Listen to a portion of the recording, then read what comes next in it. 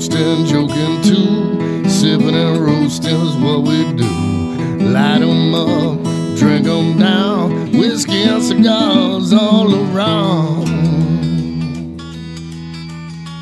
Cheers, y'all.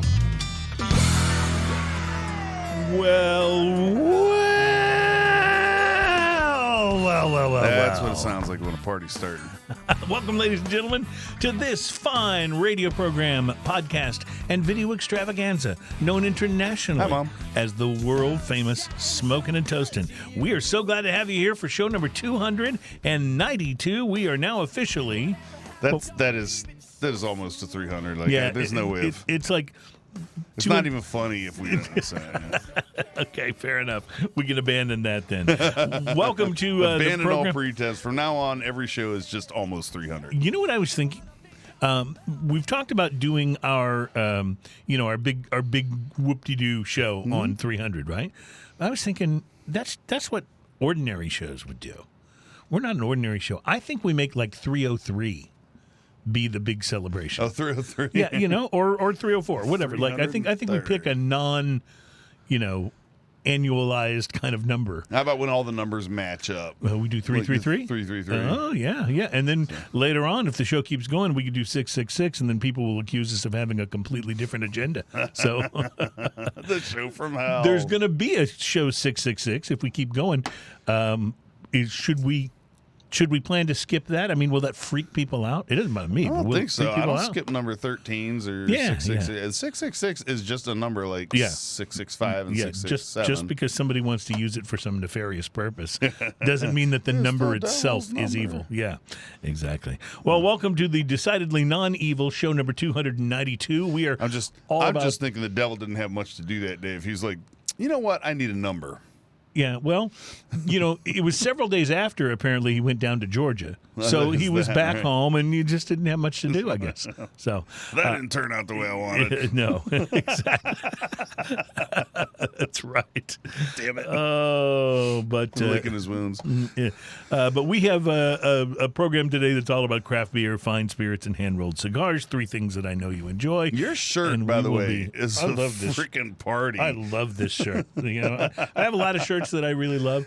I had a moment several years ago when my wife and I were on vacation in Mexico, and I was, we were at a little resort that was by the water, and it was a wonderful, beautiful place, and all I took to wear were like Hawaiian shirts, and it just made me feel so happy. I thought, when I get back, that's all I'm going to wear. This is my wardrobe. Yeah, this is my wardrobe. It's what I do. 6 pairs of shorts, so, and 6 Hawaiian shirts. That's right, and off we go. But this is one of my absolute favorites. I absolutely love it. So on today's program, we'll talk about 12 outstanding cigars for the summer. New list from Cigar Aficionado. We'll go through that. They did not put a price limit on this one, so some of these may be less expensive, some of them may be really pricey. We'll see. We'll also be tasting some pretty interesting beers, I think, from Southern Star Brewing Company in Conroe, Texas. Those guys rock. Not terribly far from where we are. It was Bombshell blonde ale. About a 40-minute drive, maybe, from where we are. Buried Hatchet. They have something that they released called Mama Rosa Gose. Oh. And so we'll be trying that out. Very nice. But yes, they're a very good brewery. I like those guys a lot. Now, speaking of good breweries, I loved these guys back when they were just like out of Longmont, Colorado. Now they have a satellite operation in Austin, Texas. I'm talking about Oskar Blues. I've loved Dale's Pale Ale for a long time. I've been there. And you've been to the Austin? Twice now. Yeah, pretty cool operation. It's really nice. Yeah, it's pretty really cool nice. operation. They got live music and stuff going on. It's really cool. Yeah, well, they have an IPA called Western Mutant, and I'll show you the can when we get to it, but it's got like a silhouette of the jackalope on it. Which, I'm in. You bring in the Somebody jackalope. paid attention to bring in the jackalope. Texas. I'm in. Yes, absolutely. So we'll have that. And then from England, Samuel Smith's Organic Chocolate Stout. We haven't done a lot of beers from England. Oh, and I like Samuel. So they had the Nut Brown Ale. Yes, the Nut Brown is very many very, times. Very good. Yes, so we'll look forward to that. And then our spirit for today. I first found out about this when you sent me a picture of you drinking it. I have not tried it yet. Yes. You'll find the bottle unopened, and it could be dangerous because of the cellophane and stuff. So I got this. Me and my wife. This is the Slane. It was called the It's the special edition. The special edition extra virgin oak triple cask. And I happened to see it. I had no idea going in, but me and my wife were shopping. We were at one of the liquor stores out in Round Rock area.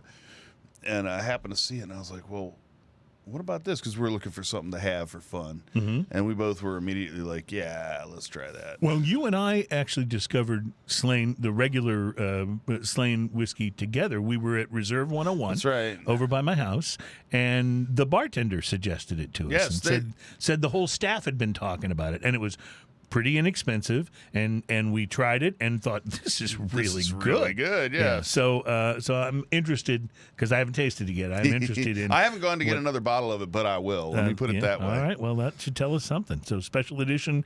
Here we come from Slane, and of course Slane is named after the Slane Castle in Ireland, which not only is a place where they do distilling, but it's also a really popular music venue. They have lots of outdoor concerts there. And what that's I been consider, going on for a while, yeah. And what I consider, by the way, the best of U2's albums, The Unforgettable Fire, was recorded in Slane Castle, and that's one of the reasons it's so like ambient and echoey is because they used the the acoustics of the castle. They made that part of the album, and the reason it sounds the way it does. So very interesting stuff. So we'll get to a little bit of drinking news on today's program. Our drinking news teaser headline for today.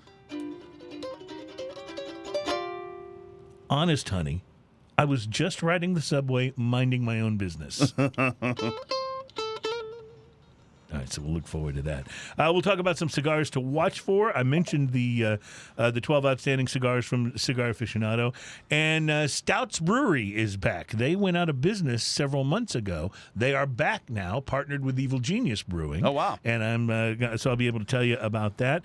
If we have time to get to it, we'll also talk about the best craft breweries in California, according to Yelp. Yelp did a whole thing about polling people on the best craft breweries in California, and there's a lot of them. So this should be interesting. It should be interesting to see what comes out on top if we get to the list. Wait, it's from Yelp? Yep. So is it all bad reviews? Yes, it's all bad reviews. So it's basically, the number one will be the one that got the fewest bad reviews. Bad reviews. Exactly. All right. So in addition to all of this, I have a mystery beverage that I'd like to pour for you now. A mystery. Okay, I am officially not looking. I'm looking over at this beautiful smoking and toasting. I've got it like surrounded by this here. thing, so hopefully I can pour this. I'll tell you what, that might be too hard. I'll just keep it low. I'm just gonna not look. I'm just gonna look over here. Fair enough.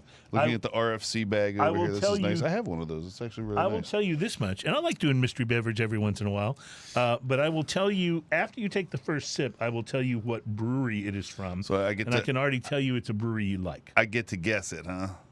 Yeah. You could have left me completely hanging. It could have been like Miller Light Chelada. Wouldn't that be fun to do that as a mystery beverage sometime? Now, we've done some interesting mystery beverages here. One of them that we did was, remember when Budweiser put out that Budweiser Select or whatever it was that was supposed to be like their attempt to go craft with Budweiser? Yes. Yeah. That was a funny one because I took the first sip. That you have it hidden now. Okay. I took the first sip of it and I was like, okay, it's drinkable. And then the longer it lingered in my mouth, and boy, did it linger. It just got worse and worse. So by the end of like 2 sips, I was like, this is terrible. Yeah, I remember the first sip was the best, and it went downhill from there. It all went downhill. Like they started off on so anything you want to say about the nose on this? It's not a big, a big nose. It's not a big nose, but it has a little hoppy smell, a little creamy smell to it. Mm-hmm. So it has a. All right. After you taste it, I will tell you what brewery this comes from. Give me a minute.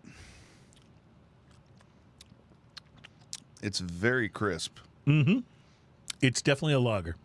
It's very crisp. It's very easy to drink. Mm-hmm. Doesn't leave any weird lingering. This is kind of like it's a little bit hoppier, but it's kind of like the Tex from Eighth Wonder or like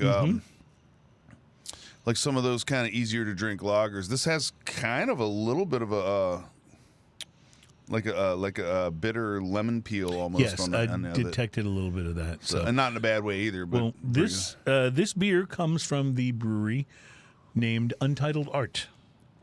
We've had a number of their beers. I had on one of their before. beers last night with a friend. Yeah, and they really kind of, I think, concentrate on things like pastry stouts and things that are really creatively put together, I guess. Mark Nichols and I were sitting at on my patio last night, and I brought out a Untitled Art. It was a coconut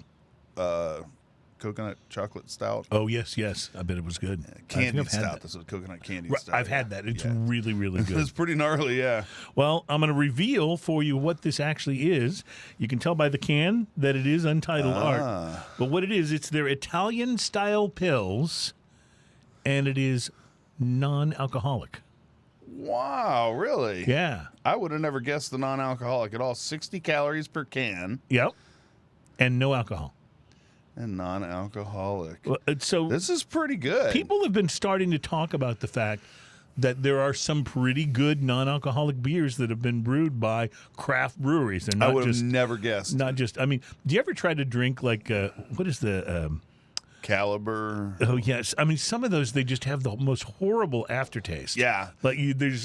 So just I didn't want a beer that just bad. for fun, my wife and I bought, and I think we talked about this lately on the show, my wife and I bought Guinness in the draft stout in the can, and we bought the non-alcoholic version. We tried them side by side, and I got to tell you, man, I don't know. I don't think I'd be able to tell the difference. Yeah, really? That's so interesting. They were both really, really good. Well, I really want us to do, and the problem is, the thing that's held me back from doing it is actually just, it's all dollars, right? Yeah.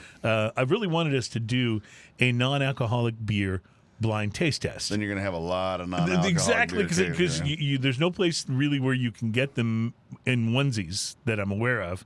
So you wind up having to buy a six-pack. Well, you know the trick then, what you do is beer. you put them in your work fridge here, and you put a little price tag over everywhere it says non-alcoholic. No one will ever know the difference. Actually, this would be a pretty good beer to have in your work fridge.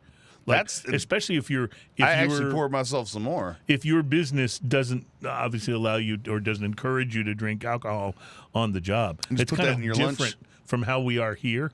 One of the things I don't know if I've ever said this on the show before, but I love to do when I'm interviewing someone for a job, is I always say at some point you say, what are your thoughts about drinking on the job? And they, of course, are always going to give the answer they think you want to hear. Well, that's right? not professional. Yeah, I don't think it's professional. But and I let them say their thing and blah, blah, blah. And I go, yeah, I don't think you're going to work out here. We'll have to talk about that. Yep, for sure.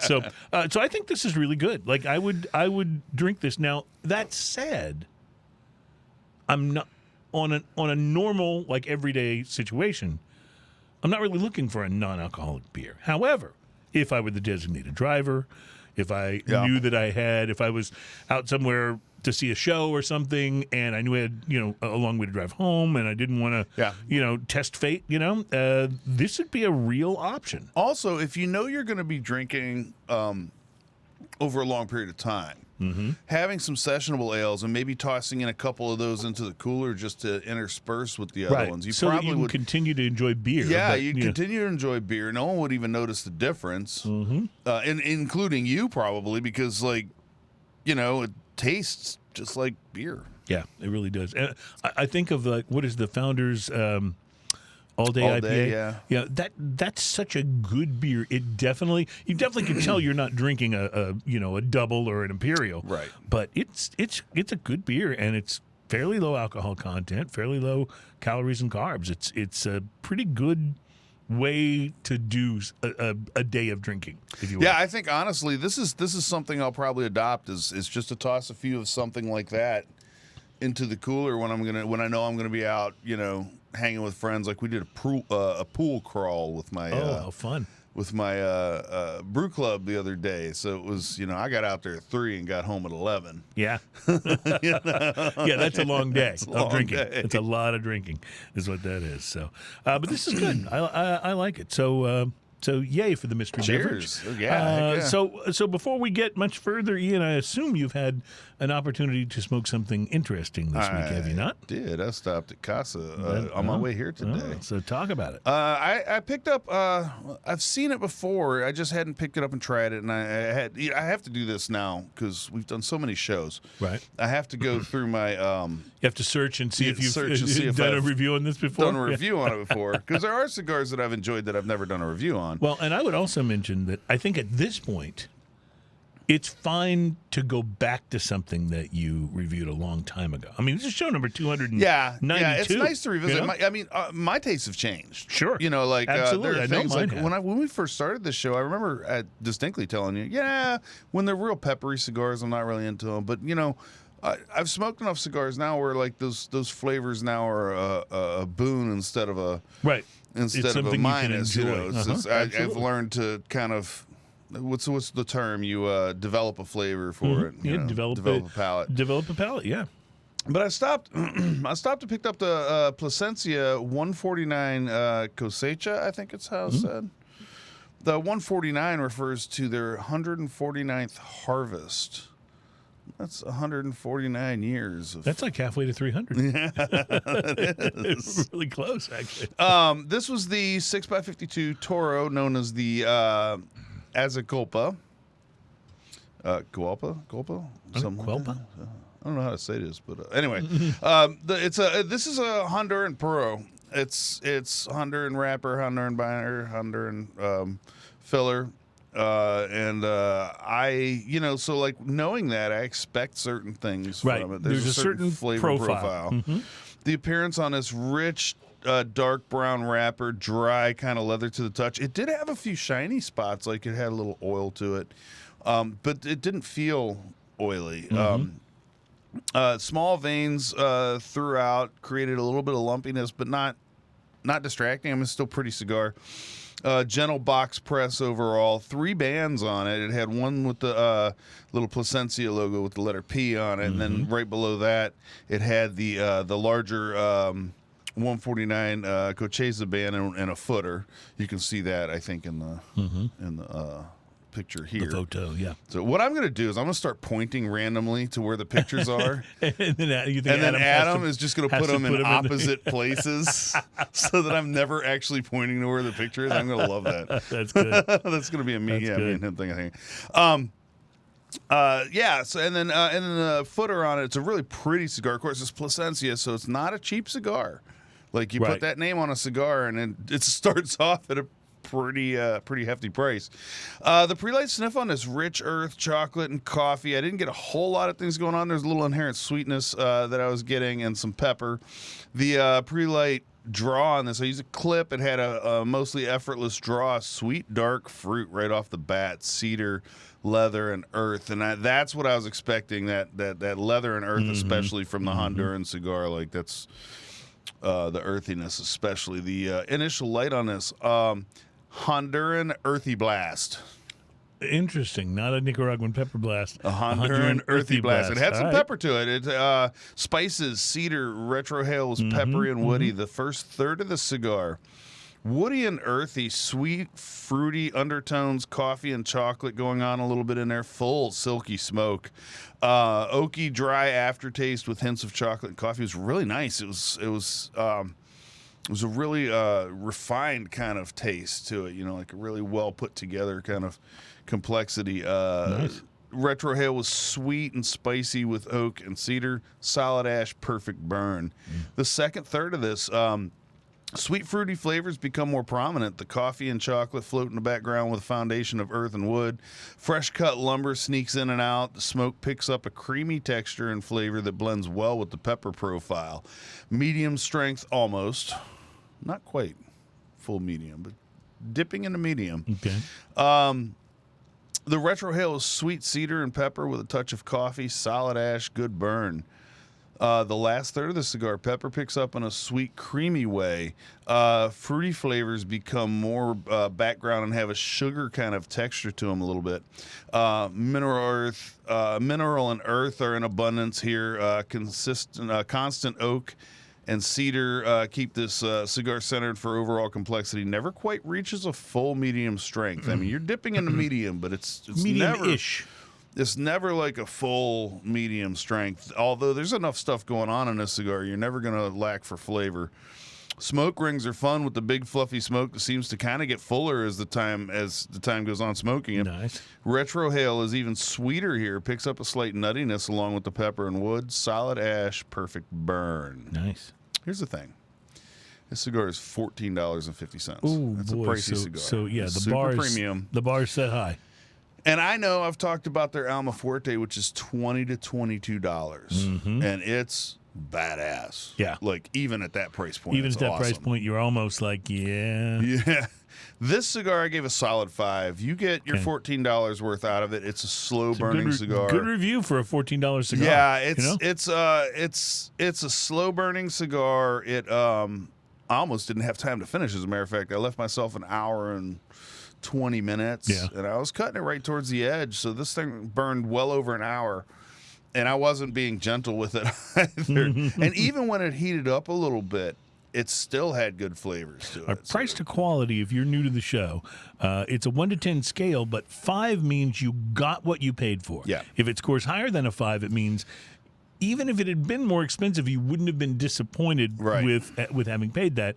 And if it scores under a 5, it's like, it didn't quite live up to the price. Right, and it is hard to score above a 5 when you've got a $14, almost $15 cigar. 100% right. 100% Like, right. you expect it to be that good, and this was that good. Yeah. And so Yeah. a 5 is a good solid review, I think, on this, and I really enjoyed it. I would highly recommend it if you want something a little different, something that dips into medium if you're a lighter cigar smoker, something that dips into medium without too much pepper burn and things like that. It's really nice. And a lot of times, I think people who enjoy milder cigars are just hesitant. They're afraid it's going to be harsh. Yeah. And so something like this, you're saying you can step up to something with a little more body, and you're not going to get that harshness. Yeah, and you'll get you know? some pepper to it, but there's a sweetness that balances the Right. pepper. It's like when you have a sweet, spicy things. People that can't do spice really well can do some sweet, spicy things because it balances and you don't get the Like they're in Asian food, they have a lot of the sauces that are like they're a pepper, but they also have a sweetness to Right. them, That and it really counteracts that, doesn't yeah. get as hot on your tongue Right. and on your palate as if it's just a pure pepper sauce. right. And So- that's kind of how this cigar came across to me, and it was nice. The sweetness in it was really, really nice. So I enjoyed it. Good. I will look forward to trying one of those. All right, I'll tell you about what I smoked this week when we come back, and we also have quite a few things to talk about, cigars to watch for. Still picking up stuff that was debuted or announced at the PCA trade show, so yeah. there's a number of interesting things, excuse me, that are on the way. Plus, Stout's Brewery is back. We'll tell you about that. And speaking of breweries, Southern Star, right up the road from us here, we'll be trying their Mama Rosa Gose in our next segment. We are Smoking and Toasting, show number 292, halfway to 333. We'll be right back. Nicely played. You get that?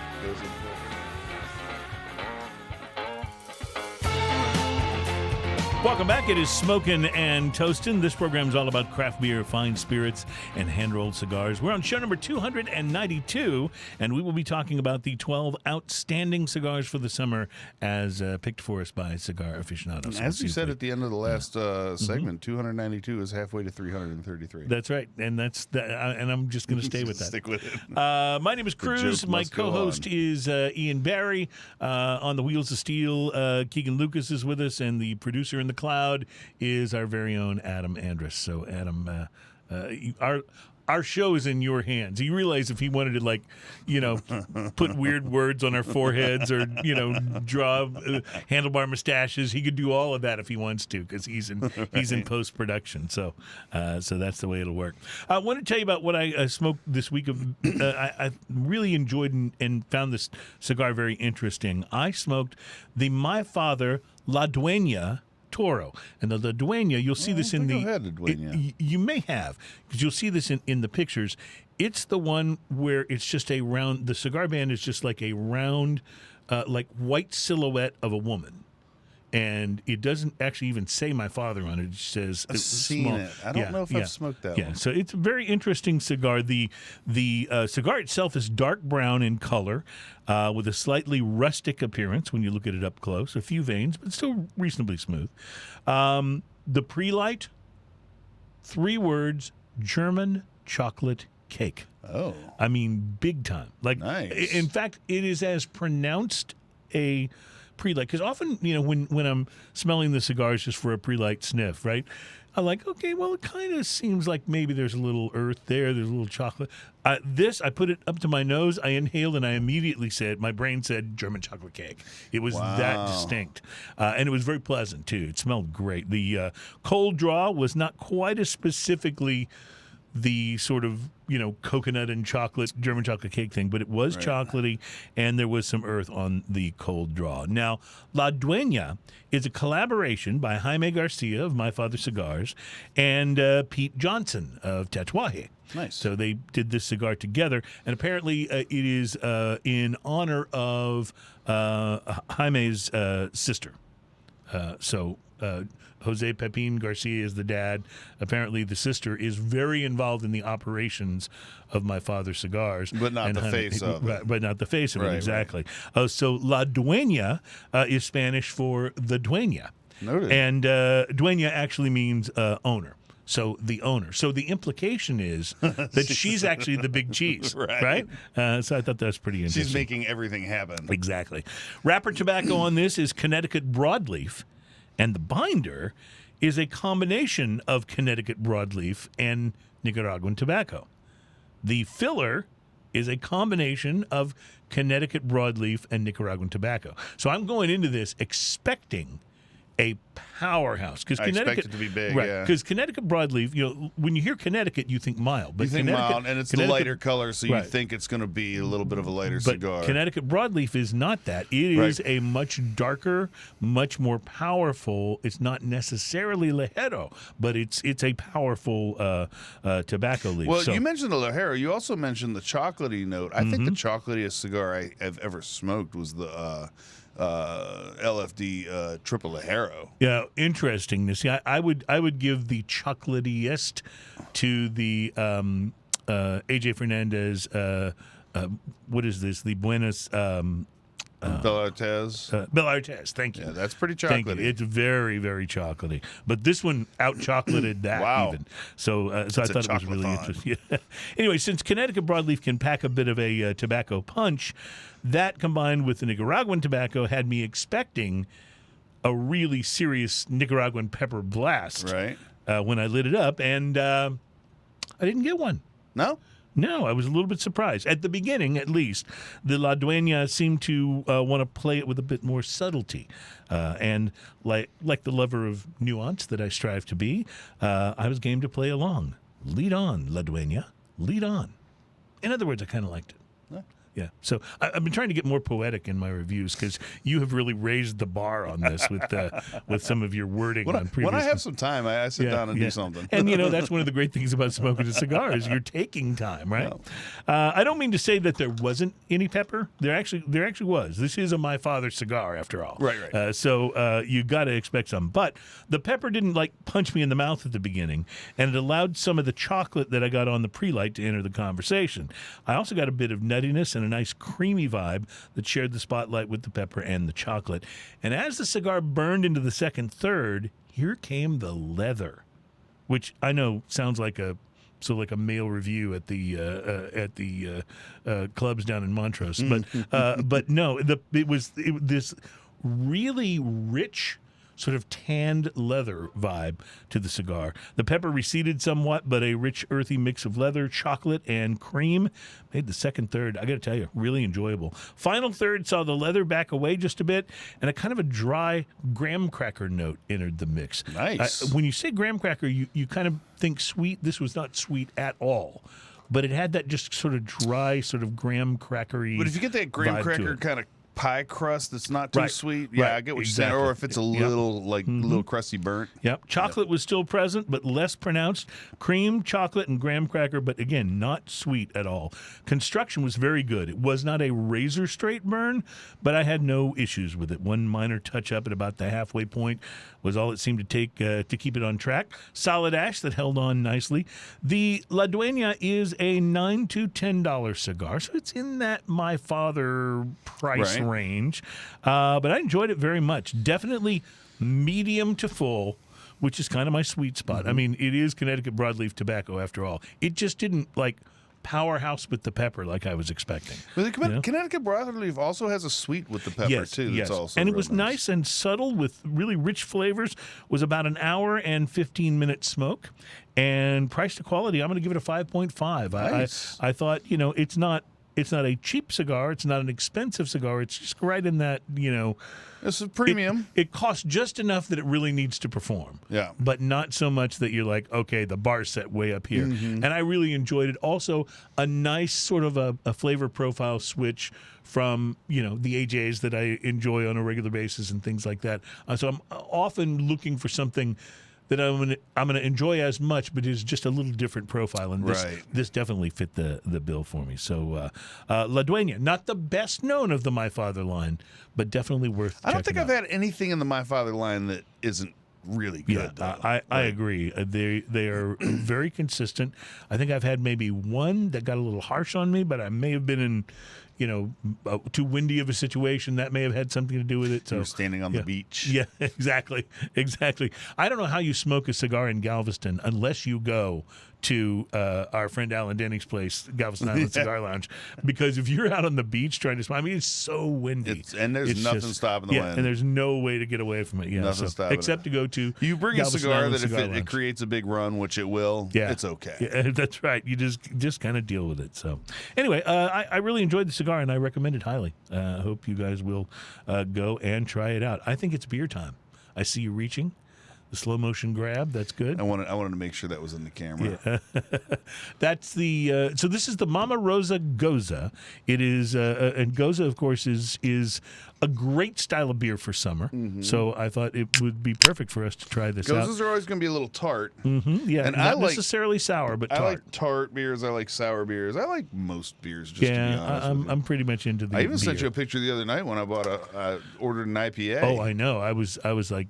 Go. Like, what is happening here? What is happening? Ian's having an IPA. And I sent you one. I was down at Market Bar, and they had the, what is it, the space station, the Skylab. Oh, the Skylab IPA yes. from our friends at Two Anomaly. They had that on tap, and boy, was it good on tap. Wow. Yeah, it's hard to go wrong with a True Anomaly really beer. is. Those guys kind of know what they're doing. And I still got to make it back in there for Taco Tuesday. Oh, you need to let me know when that's happening. Yeah, Tomorrow won't work, but I bet next week I can make it happen. We'll figure it out. All right, so Mama Rosa Gose. I'm guessing this is going to be a bit floral because there's what flower is it has that? a floral and sweet kind that of. Is I know what kind of flower it is. Hibiscus. Hibiscus. There Thank you you. go. It's a hibiscus I don't know flower. flowers. So I'm expecting a little of that. And It says right on there, ale with with. hibiscus. It's clocking in at 5% by volume. I will tell you that sometimes when brewers go for a flavor like hibiscus, I really don't think it works. I've had like hibiscus tea before. I'm not really I'm not a big fan. Yeah. But my first sip of this, I think it's very good. Like somehow it just works It is in good. the Gose. It's just tart enough that it keeps that hibiscus. The hibiscus works with it instead of working Man, it makes against your mouth water. It really does. Yeah, That tart really, really makes your mouth water. almost like a Jolly Rancher. Yeah. You know? That sort of feeling. Remember that sport gum you could get at like Academy or something? Yeah, right by yeah, the thing that would make your mouth like water a whole bunch. Keegan's making the face over there too. Like heck yeah. Yeah, that's really good. I'm gonna be honest with you. I'm a little surprised at how much I like this.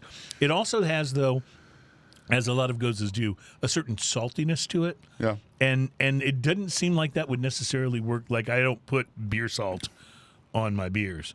But the saltiness really works in this particular This case. definitely draws the line and the distinction. This is a tart beer, not a bitter beer.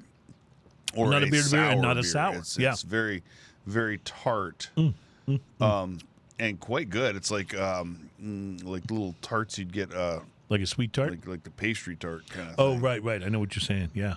When they have that I dig it. I'm gonna get a less six-pack than of really this. sweet. Yeah, it's really nice. I'm It's definitely gonna. This pretty is can. They got a little silhouette on there that says Abuelita Rosa. Abuelita, which is that's grandmother, right? I believe so. Yeah. So this is Smoking and Toasting directly influencing sales because I'll be getting some of this Yeah, today. absolutely. It also says across the top, around the top edge, it says beer for people who like beer. I've seen that slogan on their cans before. Yeah, I gotta agree. I Southern really do Star like makes that. great beers. Just They really their do. whole line's pretty solid. And they are for the Houston area breweries. They're certainly not the oldest. They haven't been around as long as St. Arnold, but they're not one of the newcomers either. They've Right. been around for a while, and they, I think, have just been a model of consistency. Yeah. I really, really like most everything that I've tried of theirs. And the Bombshell Blonde is one of the better Bombshell blondes Blonde's in, real good. in our area. It's just a really, really good beer. Really, really good beer. It's hard to go wrong with that. Whoop, oh, sorry. I'm digging that. So I really You're am. inhaling it. Yeah, that's. I guess maybe the problem. There's something about this that really brings on the Dorito effect. Going back in. No beer left behind. Well, I got to tell you, I like this much more than I would have guessed that I would, based on the fact that it's hibiscus. Based on the fact We've that had some pretty solid Goses on here. I don't remember the name of the brewery, but there was one from down towards Galveston that had a Gose a few years back that was almost kind of a greenish color, if you remember. I do, And it was fantastic. one of my favorite Goses is the Salty Lady from Martin House. Martin House Brewing. makes great That's Gose. a wonderful Gose. Yeah, they do quite a few Goses. They do a lot of sour beers, a lot of tart beers. They do a lot of those. They're very experimental. They do a lot of everything. When I actually. went there, that was 5, maybe 6 years ago. Maybe more than that now. I'm getting old. It's hard to remember timelines. But when I went there, they didn't have a whole lot of that stuff in their line. They basically had a core line.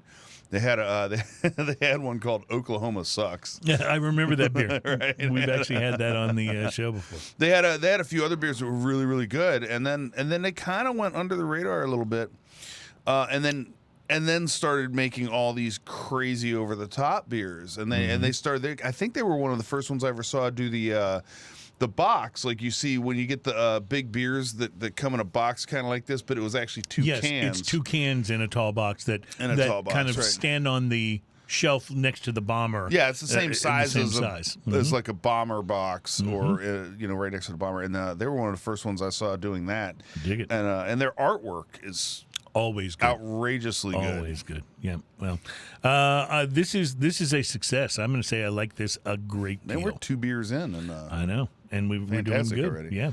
All right. We are going to take a break. We'll be 3 beers in soon. But when we return, going to give you a little bit of info about some cigars to watch for. Still to come on the show, 12 outstanding cigars to smoke this summer. And, of course, the return of drinking news. Smoking and Toasting. We'll be right back.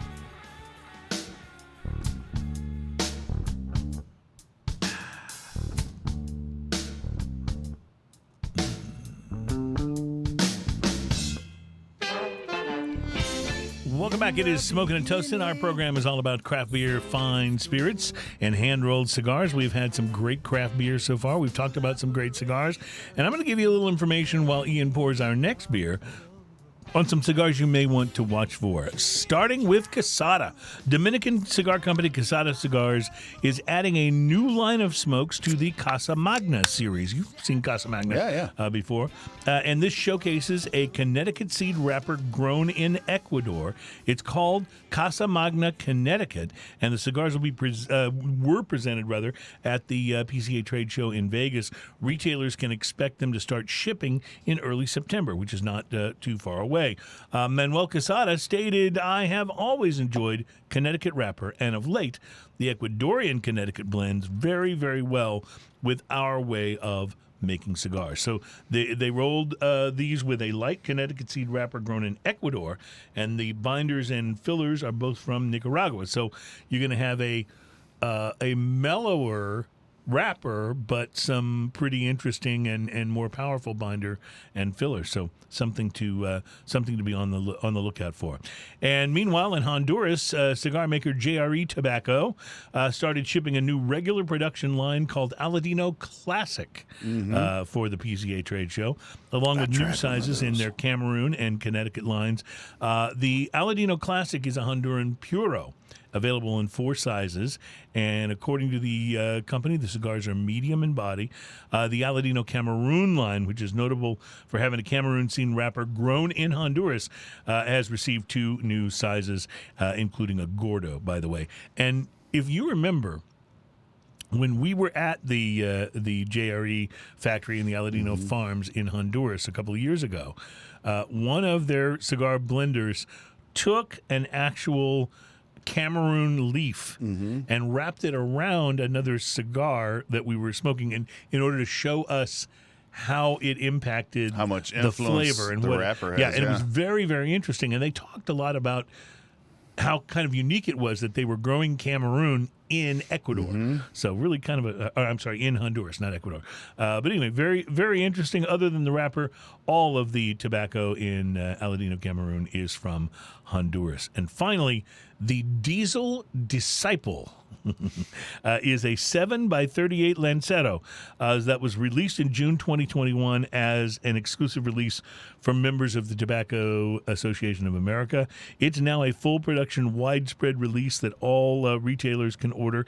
It uses a Mexican San Andres wrapper, an Ecuadorian Sumatra binder, and a Nicaraguan Habano filler grown in Esteli, a combination that Forge Cigar Company says gives this medium to full blend an unexpected layer of sweetness, kind of like what we were talking about in our review today, that plays against the cigar's bold and peppery notes. So pricing remains at $8.99 per cigar, and it's offered in 10-count boxes. The line is produced by Tabacalera AJ Fernandez in Nicaragua. So I like a lot of the Diesel cigars, man. The Whiskey Row and a few others. Yeah, there's some good stuff. They're pretty solid. There's some good stuff. And I think they've gotten better over the years, too.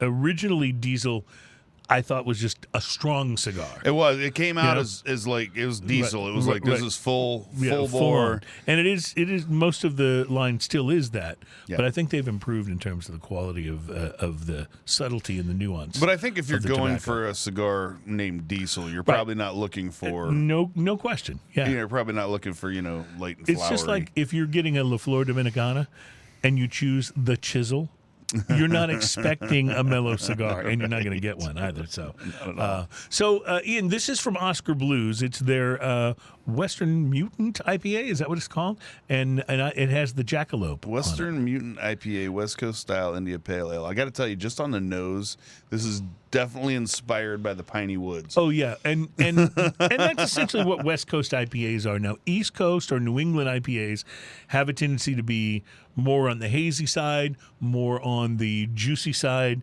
and West Coast IPAs obviously are even more hop forward and can be a little piney, like you said, inspired by the piney woods. Is that where the jackalope lives? I thought he was in the prairie. Well, I was just maybe he lives in the piney going woods. For the pine cone thing. So Western Mutant IPA, we're digging deep to find IPA's roots and reach new heights of hopped up weirdness. I love it's got a little hop on there with a beer can tab on top of it. It's kind of fun. And then it lists the hops that they're using. Nelson Sauvin, Akoya, that's a New Zealand hop. The Akoya from Germany, Saphir from Germany, and Simcoe from the Pacific Northwest. I have a feeling you're not going to like this beer. I'm not going to? I have a feeling you're not. Let's see if I'm right. It's pretty piney. Right off the bat. Oh, it's bitter. Yeah. Oh, there it is. And I think I've got a little pine cone stuck in my teeth there. I have one of those little flosser things I can get you. So yeah, the second taste of this gets real bitter. So the place where I am with these, this is not my favorite style of IPA, but when I want this, I want one that does it right, and I feel like this one does it right. It's hard to tell because my knee-jerk reaction to this is too much pine cone bitter. But it might be one of those beers where after you have a few sips, that you kind of your palate kind of adjusts. Mm-hmm. But my agree with knee-jerk that. reaction to this is I probably wouldn't ask for this again. Well, this is definitely, for those of you who like IPAs, this is definitely I think a textbook There's a West Coast IPA. There's a very nice malt note that happens right at the very end of the palate before you swallow.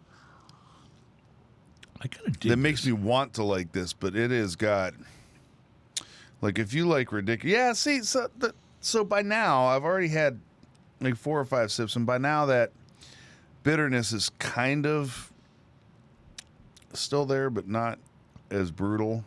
I like it. Again, not my absolute favorite style of IPA, but there's something going on here. I mean, it's got some real hop balance to it for something that's as over the top hoppy as this is. Well, I mean, it seems to be made for, like, that's what they're trying to do. They're really This is to hoppy IPAs what diesel is to cigars. right. You know what you're getting, and a they little deliver bit what you want. What's it called from California that just sold off? Oh, we're talking about Stone. Stone, a little Yeah. bit like Stone. It's unapologetically exactly what it is, and they're not saying, "Hey, this is your sessionable, drinkable IPA." And even Dogfish Head. You know, those are some pretty hoppy beers. Those Speaking those of Dogfish 90-minute. Head, one Yeah. of the other beers I had with Mr. Nichols last night, Yeah. was an older. It'd been in my fridge for a couple years, so a little bit of age on it. The 120 minute. And how did that hold up to that So kind good. of aging? So It- good. it was- the it was 120 minutes hold Yeah. up to aging so well. Nice. Well, I'm thrilled you're enjoying some IPAs lately. I don't hate IPAs. Yeah. I actually really enjoy IPAs Yeah. when they're well done. Yeah. Remember I brought you that one from Shannon? I think Yes. that's a great IPA. It is a great That's IPA, yeah. That's a very well balanced IPA. I like them to be balanced. I don't think this is unbalanced. I just think it's a little too pine coney for I me. will say that this summer I'm actually trending towards pale ales as opposed to IPAs, just a little bit more sessionable, a little bit lighter, just because it's so hot outside. I mean, as much I know that you'll go tubing and drink a pastry stout on the inner tube. I have no as problems with that. as you float down. But I like something I can feel a little less heavy in the summertime. And just I've been really enjoying the Harmony from St. Arnold. Yeah, That's yeah. their pale ale. It's just so drinkable, so easy So to take down. so here's the thing. I used to, for years, I would avoid things that were lager and pale ale because there just weren't a lot of really good ones out. Right. And then, unless you got something like the Sam Adams, the Boston Lager, That's a and all great that. That was great. But generally speaking, I wouldn't. And then when Carbach started up and they started making their mother-in lager, or not mother-in lager, but Sympathy for the lager. I remember trying that and going, wow. And that was my beer of choice for a long time for sessionable and everything like that. And then when they got bought and Budweiser was like, no, you can't have this lager You can't anymore. have this lager because we make lager, damn it. Right. It tastes nothing like then this. I flopped around for a little while, but recently what's been happening is there's been a lot of local breweries that are making outstanding Yes. pale ales and lagers. absolutely. And cream ales or blonde ales or whatever. So like between Buckle Bunnies, between Buckle Eureka Bunny's Heights, fantastic. Buckle Bunny is fantastic. There's Eighth Wonder Tex, Texas Lager. That's so Wonderful. good. You described it as Lone Star if Lone Star was really, really good. Yeah, and then like Scout, the Mexican lager from that's wonderful True from True Anomaly, Anomaly, is yes. fantastic. Yeah, it really is. There's actually quite a few of those now that I can walk into a store and go, "Oh, this is good," or "I'll have this," and that makes me real happy because I don't have to always drink, 9% beers. I mean, I like to. You but enjoy it, but I don't have Exactly. All right, we're going to take a break and we will return. We're going to tell you about these Cigar Aficionado 12 outstanding cigars to smoke this summer. So I'm looking forward to that list. I haven't actually been through the whole thing, so it'll be very interesting to me to see what's on it. Smoking and Toasting, we'll be right back.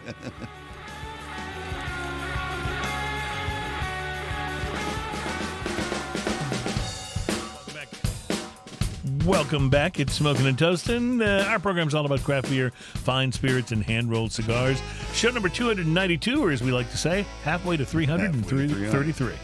Yeah. So Cigar Aficionado they're good for lists. They release lists every once in a while. They are list-making folks over there. They're a list-making machine.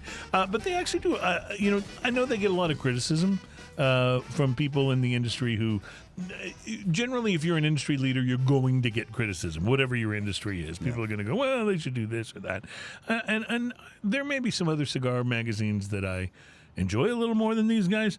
But generally speaking, their reviews seem to carry a pretty decent amount of weight. Yeah. We've talked with our friend Alan Denny, who was working for EP Carrillo at the time, that EP Carrillo was named Cigar of the Year. Yeah. They were number one on that list, and he told us how big a deal it was. Crazy it was. Every cigar shop wanted to order them at that point. So anyway, when they do one of these lists, at least I'll say this: I don't find what I think are bullshit cigars on their best of lists. Here's the thing about Cigar Aficionado, like them or not, their end of the year list is the list. Right. Like every other cigar magazine and publication is going to do a list. Right. It's kind of like the Oscars, But it's not the list. Right. There are other movie awards lists, but the Oscars are the ones that carry the weight. Right. You know? And I think, honestly, they do a pretty good job overall. I do. So let's see what they said for 12 outstanding cigars to smoke this summer. I believe these are in alphabetical order. So the first one that they mentioned is the Bolivar Royal Corona. It's the Tubo. It scored 93 points. This is a Cuban cigar. They point out that although Bolivar is not maybe as popular as other Cuban brands, such as Cohiba or Monte Cristo, they're well known by Cuban cigar fans who are looking for a more full-bodied Cuban cigar. So this particular size was even Cigar of the Year for Cigar Aficionado back in 2006. They say it's a rich, full smoke, nutmeg, oak, tropical fruit, hickory notes that all come together with a cappuccino-like finish. So there you go. That's pretty specific. That one, by the way, 27 pounds is the price that they give for that, because they don't give American for the Cuban cigars. Coming in at $8.90 and scoring a 94 when it was reviewed, the Casa Magna Colorado Robusto, another former Cigar of the Year. Casa Magna, we just talked about that from Quesada Cigars. It's made in Nicaragua by the Plasencias for Quesada, and it's a Nicaraguan Puro. It is a pretty good deal for a Robusto. It's not quite $10, and a lot of the cigars you find on this list are going to be more than that. Like, for example, the Padron 1964 Anniversary Series Principe, 94 points, $11.60, and Padron's always done well with their specialty anniversary series and these rankings. They say this one provides a rich mixture of coffee, chocolate, and tangy wood. Smokes like a cigar that's twice its size. This is a small cigar. If you're going to get a Padron 1964 Anniversary for $11.60, it's not going to be it's not going to be a large cigar. So, the Por Laranga Galanes, I'm sorry, no T in there. It's a recent newcomer in the Cuban cigar world. It is a Cuban, released just last year, making its first new size, added to this brand since 2015, and they do a whole review on it, but it is 22.5 pounds, and they scored it a 94. The Arturo Fuente Hemingway Work of Art. I have not smoked the Work of Art. Have you? I know. I'm going for sound effects right now. I like it. I see what you're doing there. I haven't done the Work of Art. I haven't had that. I've had the... it looks like the short story. I've had the short story, and I've had the... There's another one that's just slightly bigger than the short story. No, is that the Work of Art? I have to see them side by side now to tell you the difference. There's a couple in that they're all named similar like that. In the 1980s, they say Figurados weren't particularly popular, but in 1983, Carlos Fuente Jr. found some old Figurado and Perfecto cigar molds in Ybor City, and he took them back to the Dominican Republic. Shortly after, the Hemingway line was born. This brand consists of entirely tapered, shapely smokes that are made with Dominican binders and fillers, wrapped in a toothy leaf of Cameroon tobacco. The work of art size burns and draws evenly with a creamy, sweet smoke before a woody finish, is what they say about it. $10.75, but it's for a really small cigar, but it is at least a very interesting shape. Well, anytime you can get any of the Anniversario series for $10, I mean, you know, call it a special occasion cigar if you got $10. Absolutely. Yeah. I am a big fan of those level of Padrones. Yeah. I'm not a big fan of their entry level ones or their Agreed. Core line, I guess, whatever we call it. I think they're called the 3000 or whatever. But now, this is interesting because Camacho made this list. We were talking in previous weeks about how Camacho has really started to bounce back. You know, because they really fell off for a while. But they list the Camacho Corojo Figurado. It scored a 93. It's $9.80. And they even say here, Davidoff of Geneva acquired the Camacho cigar brand in 2008 from the Arroyo family, and the various lines are now color-coded. The Corojo line, which has bright red packaging, gets its name from its reddish wrapper. They say it's the defining tobacco, the Honduran tobacco, the Honduran Corojo is the defining tobacco of this cigar, which delivers impressions of German chocolate cake, like I was mentioning earlier, orange peel, licorice, and wood. The EP Carrillo Pledge Apogee is $15. It is 6 1/4 by 58. It is the big sister to the Pledge prequel, which was Cigar of the you know Year, what's wrong with that 2020. cigar? What? Not a damn thing. Absolutely nothing. Yeah, it's good stuff. The My Father Le Bijou 1922 Churchill comes in at $12.90. It's 93 points, and that is a wonderful cigar. I've had one of those recently. I love those, yeah. Yeah. The Lido Gomez Diaz small batch number 7. This is the Lido Gomez. It's the same color and look as the La Flor Dominicana, but it's Right.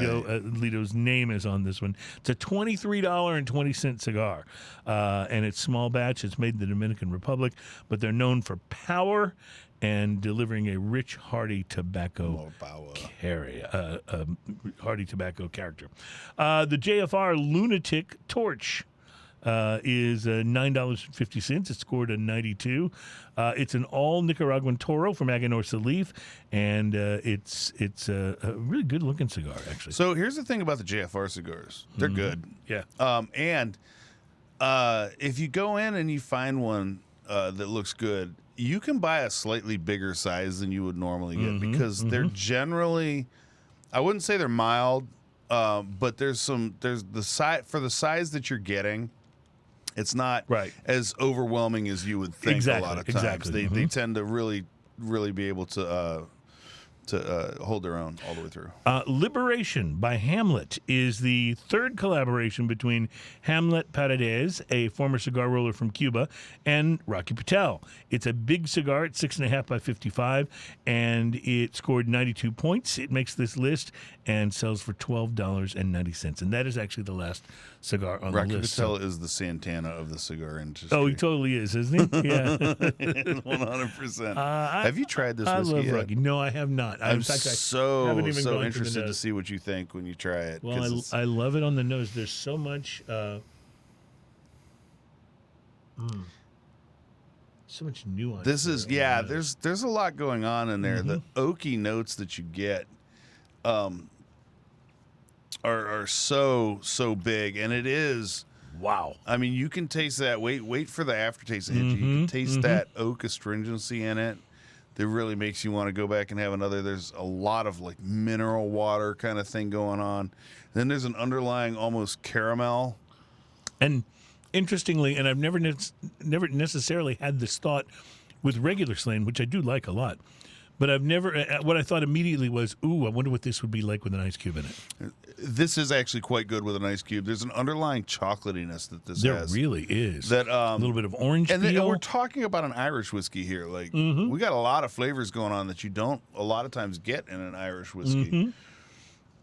The legacy of 81 is a tribute to Lord Henry Cunningham's Cunningham. Sorry, yeah, it's a V and a Y. I can't say. Visioned 40 years ago to bring Ireland together by throwing the country's biggest rock concert in 1981 on his front lawn of Slane Castle. The family's home since the 18th century. His vision lives in having played host to some of the world's biggest music acts today and tomorrow. This whiskey amps up the flavor that comes from Slane Irish Whiskey's signature triple cask method, using extra virgin oak barrels to blend with seasoning barrels and sherry cask. The extra virgin oak cask dials up the toasted oak and vanilla notes found in our core Slane blend to deliver a rich, complex whiskey. So they took something that was already really, really good. Yeah. And they just messed with it a little bit. Yeah. But it does add a few things that you don't get, like the chocolatey note that you get in the background. I don't think exists in the regular Slane. Is this a limited edition? Do you know? I don't know. Only out for a little. I know it says special edition. I don't know if that means it's only here for a while or not. It just says special. It doesn't say anything about it. $44, by the way. It was $44. Yeah. I think I paid $30 for mine. Wow, you may have just gotten it at a better price. Or maybe it was on a sale or something like that. But I was amazed at how much it didn't cost. Well, and I was amazed at that at $44. Yeah. You know, I would say it's totally worth the $44. That's double the price of the standard Slane. Almost double the price of standard Slane. But it is really, I think, something a little bit special. They did a good job on this. Make sure I'm not remembering it wrong. Yeah, the price point on this, I remember it being not much more than the regular Slane when I bought it. And again, it could have been a sale. So I'm seeing some prices on online. 39, 48, 44, 39, 38. Okay, so I must have gotten it on a sale because it was closer to 30. Yeah. I wanted to say I spent about 44 on this. It was closer to 30, and it was at Total Wine in Round Rock area or north of Austin area, something like that. This is a delicious, it's good, delicious Irish and whiskey. so oaky. Like that oak comes through hardcore. I'm having a hard time thinking of any Irish whiskey I could compare this to. The Jameson Caskmates. You know, they had one that they finished in a IPA cask. They had one they finished in a stout cask. That has some similar qualities, and they're good whiskeys. But I think this one is a little more of a refined kind of flavor profile going on. It's almost comes to the level of Conor McGregor's Irish whiskey. Don't you think? If it was good. Bad whiskey joke. I told you about being at a friend's house and trying it. Yeah. Actually trying it. Like, it was one of those things where once you try it and you start to get it, like, you almost can't stop finding things wrong with it. It's not very good. This, on the other hand, this is very good. Spectacular. This is like leaps and bounds better than that. It really is. This is actually like, yeah, this is just good. Yeah. And I would say this doesn't drink like a scotch. It doesn't drink. They're not trying to make it be something else. Right. They're just letting it be what it is, but giving it this richness. An Irish whiskey with a lot of mineral wateriness to it and some other stuff. I can see why you texted me the photo because that's good. That's really good. Yeah, and it goes great with cigars. I sat out on the porch and had cigars with it that evening and really enjoyed myself. Love the idea. I may have been playing Diablo on a computer or something. Why don't we just say thank you very much, have a good week, and let's go. The rest of the show is you watching us drink, which is kind of what the previous part of the show has been, but almost indistinguishable. Yeah, exactly. It won't be. You'll never know the difference. All right, we're going to take a break. We'll come back when we return. Freshly fueled by Slane Special Edition Irish Whiskey. It's going to be time for drinking news, my friends. Little adventure on the subway this week. So we'll get right back to you. It's Smoking and Toasting. Thank you for hanging out with us. Yeah, that's a nice addition to the shelf, isn't it?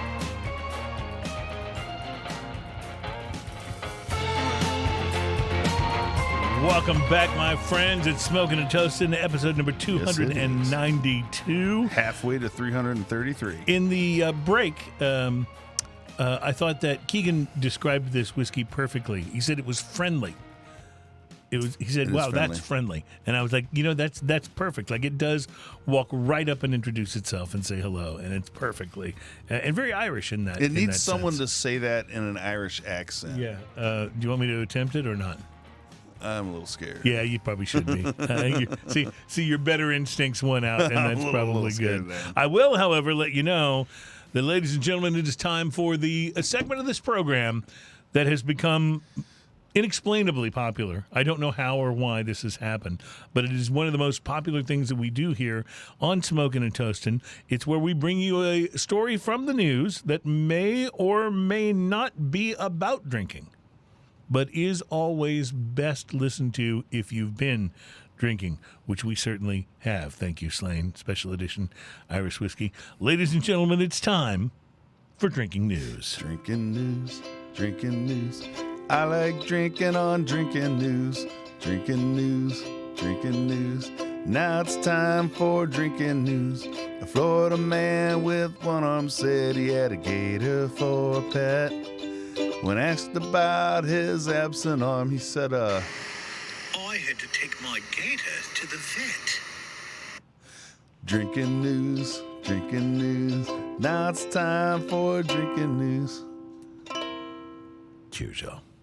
See, at least that wasn't an Irish accent. I wasn't trying the Irish accent. I was sitting at home drinking and watching the Geico commercial. That's where that came from. I had some feedback last week, by the way, about the Spanish guitar during the list of tequilas that we were talking about. What was the feedback? Everyone seemed to like it. Oh, okay, good. I thought maybe you got some bad feedback who didn't like your playing. I mean, I may have, but I didn't listen to it. Okay, good. That's what's important. Well, on today's episode of Drinking News, we're going to talk about twerking. You know what twerking is, right? It's when someone, usually but not always female, shakes their booty very rapidly as a kind of a dance. Strippers do it. Girls in clubs do it.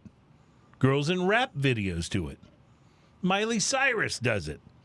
And God help us all, Cardi B does it. You get the picture. Okay? So what you're saying is it doesn't take a lot of talent to twerk. Exactly.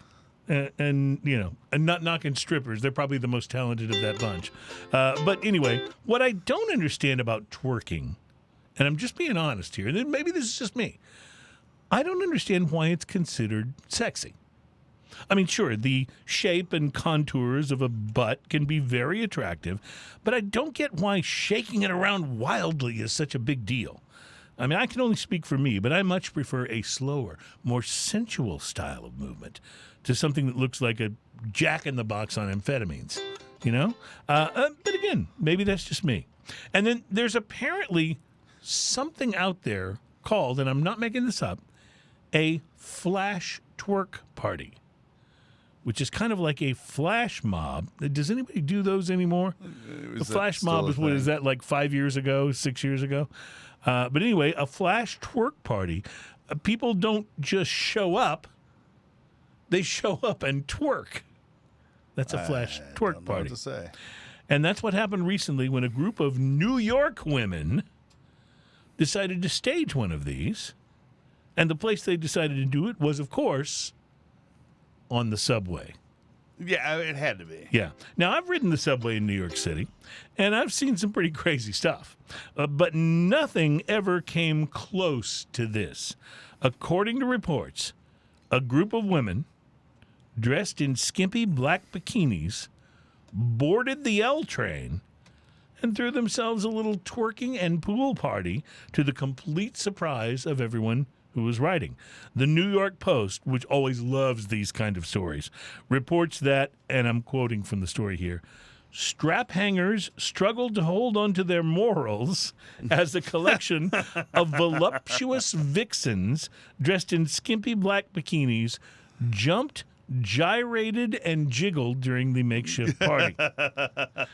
One of the spectators, whose Twitter address is @Mike from Queens, posted a clip of the twerking ladies offering up lap dances and shots of liquor to subway passengers during the recent rush hour commute, to which he added the comment, WTF is going on here? And that clip has now been viewed over 500,000 times. I'm just gonna show you, Ian, because Adam will be posting this, but you won't necessarily be able to see it. So let me just show you. This is an actual photo from the subway of the twerkers. I'll show you the camera. I love that it says "meanwhile." Yeah, in meanwhile New York in City. NYC. You see that gig, and you can get a view of it. Yeah. So there's our twerkers, and this is real. This happened on the subway in New York City. But I digress. One of the spectators, Mike from Queens, I said he posted that it's been viewed over 500,000 times. And when the unnamed women weren't busy shaking their moneymakers while travelers watched and filmed in awe, these party animals took turns hurling their bodies across a slip and slide that was stationed on the train's floor and lubricated with bottled water. And that is what our photo is of them on the slip and slide. Yep. Hey, they're thorough. The women celebrated the rest of their joyride by bouncing their bottoms on the crotches of male bystanders and twerking on each other in an inflatable swimming pool. One bit of footage that was posted shows what the New York Post refers to as, and again I'm quoting here, two scantily clad voluptuaries popping their rumps while mesmerized eyewitnesses gawked, end quote. Did they drop it while it's hot? Yeah, I think it's pretty much what they did. I mean, maybe it was getting hot in there. Yeah, maybe that's what they did. They took off all their clothes. I don't know. When the subway when I saw the sign, I you. thought to myself, "Good gracious, yeah, ass bodacious." I bet you did. Just to show you that there's no place in the world like New York City. One of the gawkers who was on the subway, unconnected to the twerking women, was apparently some dude dressed in full costume as a crash test dummy. Of course he was. Yeah, exactly. Now, not everyone was offended. One subway passenger posted on Twitter that his ride home was the most lit shit ever and punctuated his approval with a thumbs up and a drooling emoji. I like how you said not everybody was offended, as if like most people were offended. I don't know. I mean, that's hard. I don't know. By the way, reports that dude also posted the eggplant emoji have not been confirmed, so we'll have to go back and look.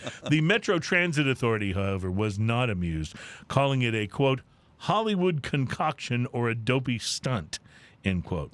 Yeah, I will admit, even though I'm not really into the twerking thing, I would have paid good money to actually be on that subway car and see all of this go down. I like to think that the conductor looked back and they were like, "Oh my gosh, something's happening." And the conductor looked back and went, "All right, we're going to give it a minute." Honestly, though, I would have paid good money to be on that subway car because this kind of thing doesn't happen in Lytle, Texas, where I grew up. This is a New York thing, right? New York thing. So the next time you're on a subway and bikini girls with inflatable pools and a slip and slide get on, brace yourself for some real New York City style entertainment. Hey, it's probably better than Cats. And it's definitely better than standing next to the old guy who smells like garlic and keeps farting for the whole ride. Cats? So. Cats has everything like cat people and space hookers. And yeah. all kinds of stuff, right? Keep going. Reporting live from the L train, where despite the fact that we're underground, there are multiple nearly full moons quite visible. My name is Cruz, and that is your Drinking News. That's our time for Drinking News. Jujo. Yeah, that's pretty amazing. I mean, honestly, this is one that you almost have to see the photo to be as amazed at that this actually happened. That's so funny. You know, that this actually well, happened. hey, I mean, would you be offended? No, I would not be offended in the least. But, I've done promotions in topless bars, back in my radio days. So it's not plus I'm just not easily offended. Like, you really have to go the distance There's to offend me. There's a whole subculture of people who are just looking for reasons to be offended. Right. I am not. I mean, there are things that I see that I think are offensive, but I just don't get all that worked up about them. You know what I mean? do when I see offensive stuff? What do you do? Like, just stop looking at it. Stop looking at it. Yeah, exactly. Because I'm actually grown up. Yeah. Yeah. And I can do that. You know, it's you're right though. There is a whole outrage culture out there that's just looking for the next thing to be pissed off about. Anything. Right? And it's like, you know what? I'd just rather be happy. You call it an outrage culture. I call it a victim mentality. Mm-hmm. It really is. Like, what can I be a victim of now? My HOA, Keegan says. I totally get that. HOAs are the worst. And I'm going to say that because I don't have one. Yeah, well. So, I know what but, I think about HOAs? I have the building. Screw the HOAs. Yeah. I will say, though, I used to say this to my ex-wife. I used to tell her all the time, you'd rather be right than happy. And I think that's where some of the outrage culture lines up. Like, they'd rather be all pissed off about something and show you that they're right. Well, not only that, but they're pissed off that you're not pissed off about it. Yeah, so they're doubly pissed off about it. So I'm like, you know what? I think I'm going to have a beer and a cigar. And, you know. So, just enjoy life I've pointed out bit. to people that I've met in that line of thinking that I'm just not willing to let some small thing that I run across during my day control my entire mental state. And I understand this. I'm not. I understand this so well because I used to let things that irritated me just really ruin my day. No. And this is something I've really had to work on because I realize the only person that's getting really screwed over by this is me. Yeah. Yeah. The person who did it isn't going to feel any differently about what they did because I'm upset. The only person that's hurting is me. So if I can figure out a way to pivot a little bit here and just be happy, it's better. I just avoid that like the Matrix. Just whoosh.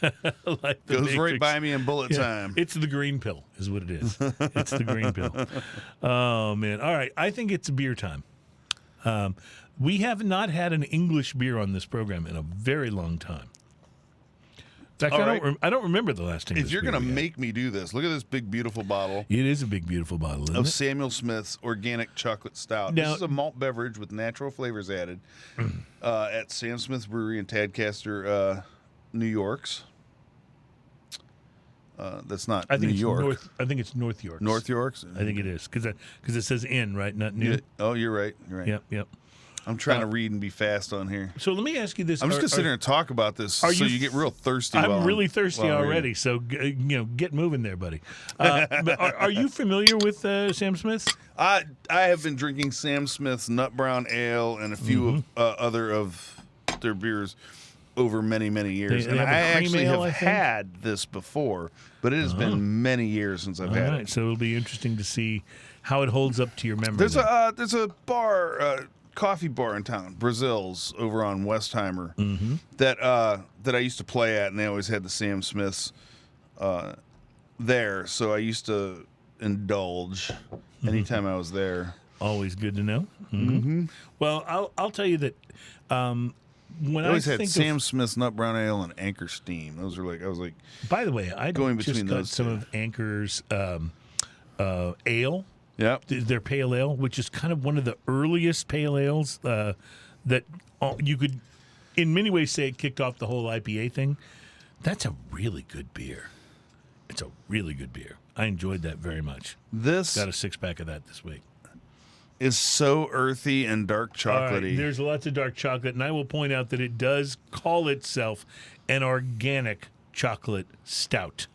I mean, it smells like brownie batter. And this, by the way, that's a cacao bean, right? It does smell like smells like brownie it does batter. smell like brownie batter. That's a pretty good smell. That's a pretty good thing to You know smell. what it tastes like?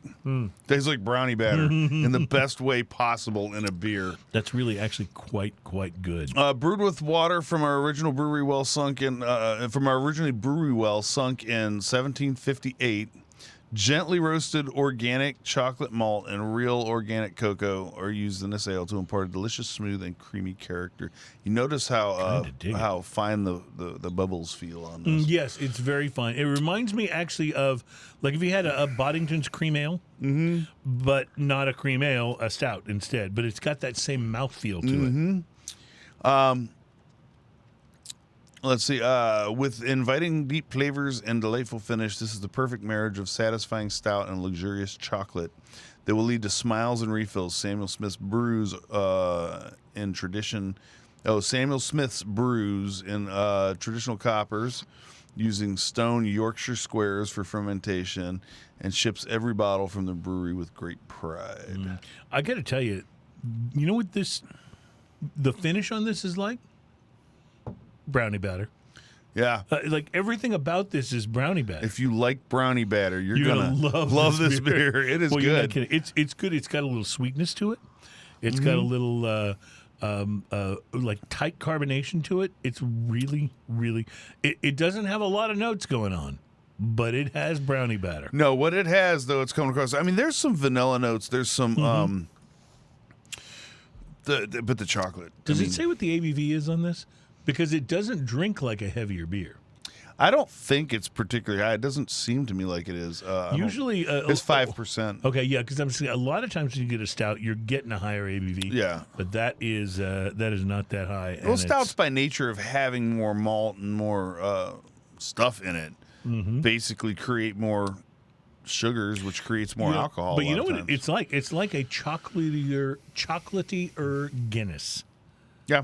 Is what it's like. It's got about the same mouthfeel and about the same punch and impact as Guinness. It doesn't have but it's more chocolate. It doesn't have the barley, the roasted barley vibe. Yeah, agreed. But it is really good. It is. It is also pretty dark.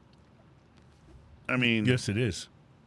That's pretty much black. Mm-hmm.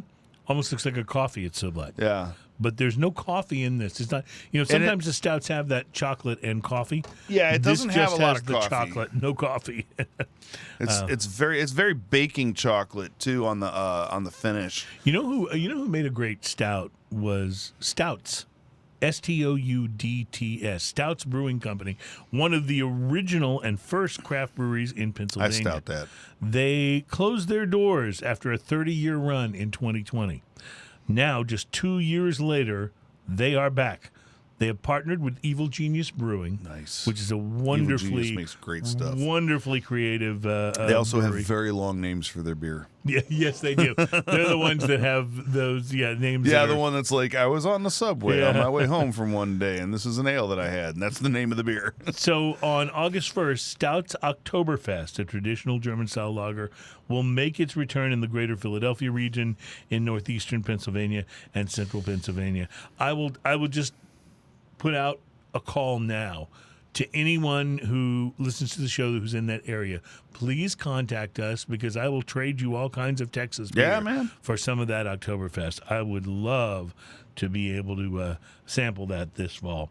Anyway, but I love seeing that, because you did hear stories of different breweries having to shut down during the pandemic. I didn't hear about many of them in our area, which I think says something about how craft beer fertile this area is. Yeah. That so many of the breweries were able to make it through, and once they could open their beer gardens again and stuff. Well, there was a lot of support. I mean, a lot of breweries were selling 6-packs. They'd run it out to your car and stick it in the trunk of your car, and there was a no contact thing going on. There was a lot of that going on, and then once the tap rooms opened up, even to a limited degree, people were really, really supporting those locals. And I know there was that initial rush to the liquor store. Yes. Everybody did that. Yeah, everybody did that. And that's okay, because, you should have stuff at your house. The busiest I've ever seen Specs was right after the initial sort of lockdown. I was like, nobody's going to be there. It's going to be deserted. No, it was not. We have a term we use around here called hunkering down. Yeah. And that's part of it is get alcohol. Yeah. That's right. Get beer, get alcohol, hunker down. Hunker down. Yeah. Well, that's a really delicious like you need beer. A little more of this. That's a really delicious beer, and I say that. So I talked about the cigar with the German chocolate, and now this is just almost like a. Could you imagine this and chocolate. that cigar? That would go together rather well, I would think. Yeah, Sam Smith makes great beer. I've had many of them over the years. Totally worth it. How old is that? Is that one of the going way back? I don't English know how breweries? old the actual brewery is, but it does say on here, brewed with water from the original brewery well sunk in 1758. Okay, so I think they've been around for a while then. They know something about brewing. Wow. Can you Samuel imagine Smith being around brews that long? at a small traditional British brewery, the oldest brewery in Yorkshire. I like it. It actually says Yorkshire, but I was trying to be very British about that Yorkshire. So, it has a picture of a brewer caring for a batch of ale during open primary fermentation, where the centuries-old Smith yeast strain produces the rocky white foam. Oh yeah, so yeast strains you can like keep like yeast strains alive for literally centuries because it just keeps growing on it. So you feed it and it just keeps growing, propagating. That's the word I was looking for. Nice English, man. I think you're all smart because you can read. How are your eyes doing, by the way? Well, I get my surgery in a couple of weeks, so I haven't done anything yet. Now, I'm back to wearing my contacts because I had to wear the glasses on that one episode because I was getting they were doing those really precise measurements, and so they wanted me to go without the contacts for like 7 days before they did that, so they get the measurements right. But yeah, I'm excited about getting this done. I am. I want to be able to read the labels on my liquor bottles without having to put glasses on. So you just got to have the right, the right outlook on things. Yes, that's right. That's absolutely right. It's kind of like not being mad at the kids on your lawn or whatever. Like it's like the right outlook, and you can be okay. It's a thing right now. My brother, I just talked to my brother on the phone earlier today, my older brother, and he's going for an eye appointment, and I've got to go do that myself. So yeah, well, I'm excited. I'll be hopefully be on here. Seeing great without glasses or contacts soon. I'm excited about it. I want to just take a moment and thank everybody that's involved behind the scenes that makes the show happen. We mentioned Adam in the cloud, who is doing all the post-production now on the show. Keegan has stepped into the void and really helped us with being able to engineer the show and get it done. And Mary, who handles booking, who works quite a bit of time. You would think it would be really easy to get people to come on and be a guest and drink beer or liquor with us, and in some cases it is, but not everybody is Docs. So it's true, and I mean that in the best possible way. I wish everybody was Docs because he's a cool dude. But anyway, we got to get him back on the show. I wonder if they have anything new over there. It doesn't matter. He's so fun anyway. Maybe we should just ask him to come on and drink with us. Yeah, that's it. Docs, if you're out there, we're officially inviting you to come back. You don't have to have anything new. Just come on. Let's drink together. All right. Anyway, thank you to all those people who've been involved in helping the show get together. We are going to take a break, and we will come back to say goodbye. It's been a very interesting show from a beer and spirit standpoint. The Slane Irish whiskey, I think, blew us away. This stout is like, I'm still just going to say brownie batter. So good. Brownie batter. I'm fine with this. We'll be right I would back. drink this right on the tube in the river. I know you would.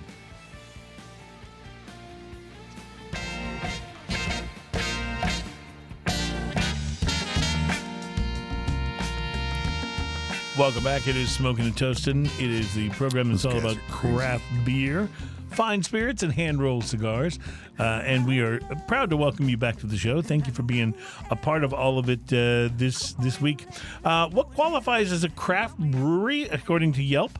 Well, they followed the criteria laid out by the Brewers Association. To be considered a craft, a brewery must produce less than 6 million barrels per year, be independently owned less than 25% ownership stake by a large beverage or alcohol company, and make beer. So with those rules in mind, that last one seems pretty important. Here's what they came up with for the top 10 craft breweries in California, according to Yelp. At number 10, out of Van Nuys, the McLeod Ale Brewing Company.